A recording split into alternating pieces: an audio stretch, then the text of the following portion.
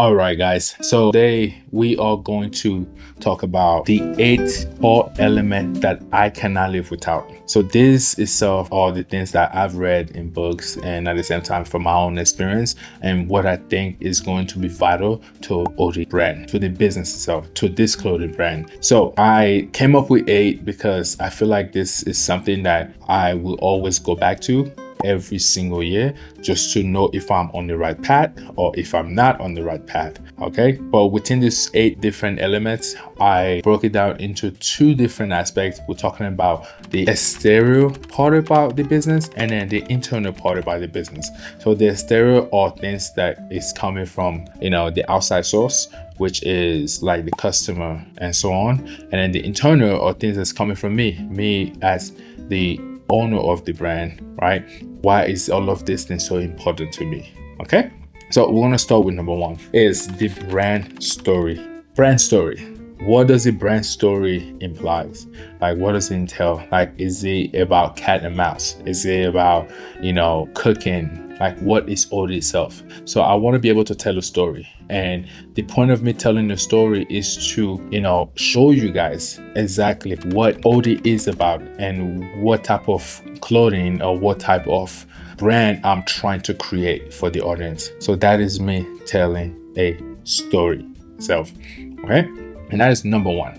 Number 2 is the brand value. So the brand value itself is what is going to help me determine what is OD, like what are my values. And these are the values that I basically will able to tell you guys, and at the same time I can come back within the next 3 years or even the next decade and look at this value and look at it and make sure that I am still aligned with my goals. I'm still aligned with the brand itself, right? I'm going in the direction that I want to go. I'm taking the brand towards. So that is number 2. Number 3, we have visual identity. Visual identity is usually the one that comes from internal, right? It means that I am looking at my business. I'm looking at the brand itself. What is the visual identity? Like, what am I trying to paint? Am I trying to paint a picture of just a streetwear? Or am I trying to paint a picture of just a luxury wear? Am I trying to paint a picture of, casual wear? Whatever situation is, like, what is the brand identity, right? So that is number 3. And putting all of this together, was a little bit challenging because I had to really look deep down to figure out, okay, is this what I really want or is this what I don't really want myself? And then we're going to go straight to number 4. I call number 4 the unique selling point, which is the USP. Unique selling point. The unique selling point is basically me looking at the prices. Where am I going to be when it comes to the USP? Am I going to be more competitive? Am I going to be less competitive? Am I going to be more on the high-end style? For me to present my business, for me to present my brand itself. What am I going to be at? That's basically what I do. I describe the USP. But the USP itself determines what makes me different from others. What makes me different from my competitors? What makes me different from, Tommy, who just started the same style of brand that I did? What is my USP? It's have the brand point of view, which is number 5. Brand point of view, it helps me determine where do I stand in this industry. This is a very big industry. Where am I standing? Am I standing in a spot where I want to appeal to every single person? Am I standing in a spot where I need to bring something unique to this industry? Like, where am I going to be standing in this industry? And one thing about making a stance in whatever you are is also to abide by that stance as well without sacrificing. Me personally, I don't like sacrificing my morals, right? Hence why I abide by whatever I am literally at itself. Number 6 is a little bit similar to number 4, right?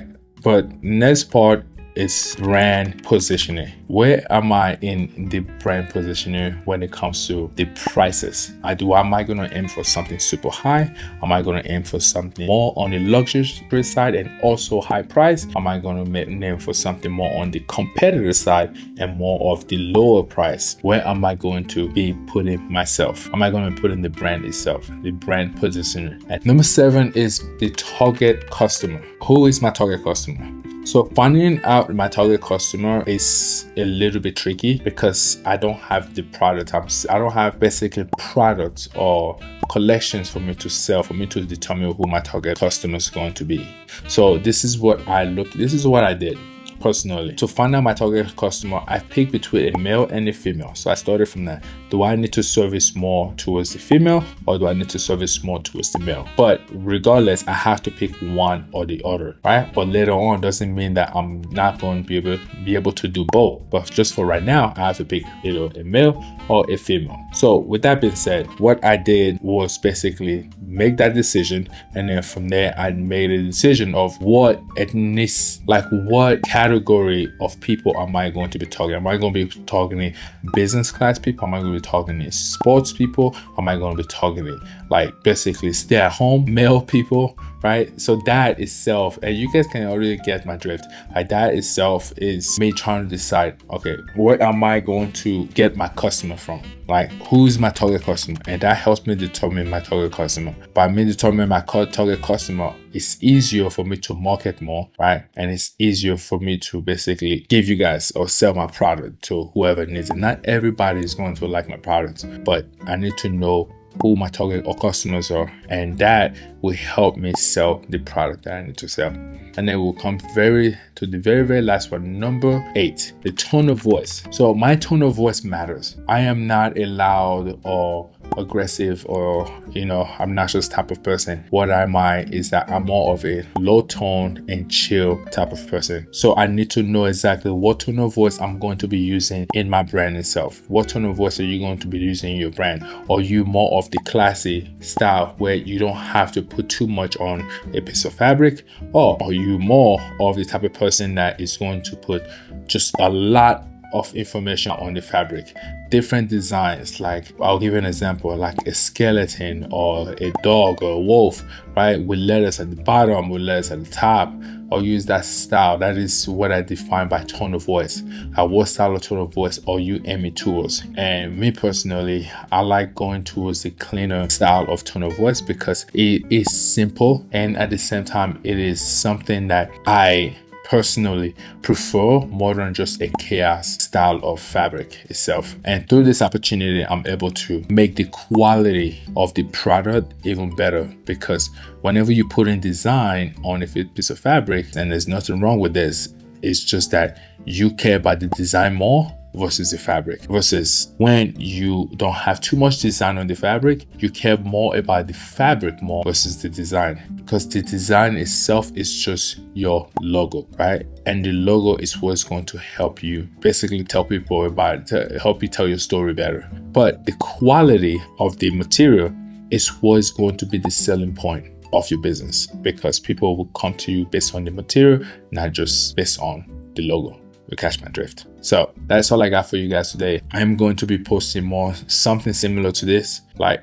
this style of videos. If you guys like it, feel free, you can give me a thumbs up. If you don't like it, you also give me a thumbs down. It's up to you. But subscribe for more videos just like this in the future. And I'm actually enjoying this. I literally come here every single time to talk to you guys, because I want to show you guys what is happening every single week, or my experience, or the things that I know, and I want to share with you guys as well. So thank you for joining, and thank you for watching this all the way through. I'll see you guys in the next one. Ciao.